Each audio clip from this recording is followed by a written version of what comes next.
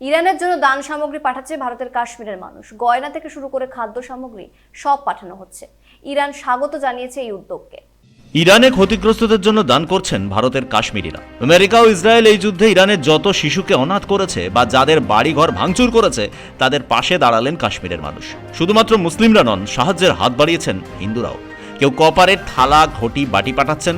অনেকেই বলেছেন কাশ্মীরের মানুষের বিয়েতে রীতি হলো কপারের থালা, বাটি, ঘটি পাঠানো। মেয়ের বিয়েতে এবার তা না পাঠিয়ে তুলে দেওয়া হচ্ছে ইরানের মানুষদের হাতে। এমনকি বাইক, স্কুটার দান করছেন অনেকেই। এক ট্রাক ড্রাইভার বলেছেন তার 2টো ট্রাক রয়েছে, এই ট্রাক দুটো তিনি ইরানের মানুষের হাতে তুলে দেবেন। তিনি অন্য একটা ট্রাক কিনে নেবেন। এক পরিবার তার মেয়ের জন্মদিনে কানের দুল দিয়েছিল। মেয়ে সেই দুল তুলে দিয়েছে ইরানের মানুষের সাহায্যের জন্য। কাশ্মীরের জাতি, ধর্ম, বর্ণ নির্বিশেষে সব মানুষ জানিয়েছেন আমেরিকা ও ইসরায়েল যেভাবে হামলা চালিয়েছে তাতে এই মুহূর্তে ইরানের সাহায্যের প্রয়োজন। তাদের ক্ষমতা সীমিত, তবুও তারা এই সাহায্য তুলে দিতে চান ইরানের মানুষের জন্যই। প্রতিদিন কয়েক কোটি টাকা দান করা হচ্ছে। সেই দানের টাকা তুলে দেওয়া হবে ইরানের বিভিন্ন আন্তর্জাতিক মানবাধিকার সংগঠনের হাতে। ইরান কাশ্মীরের মানুষের এই উদ্যোগকে সাধুবাদ জানিয়েছে। তারা বলেছে যেভাবে কাশ্মীরের মানুষ তাদের পাশে এসে দাঁড়িয়েছে তার নজির সৃষ্টি করলো।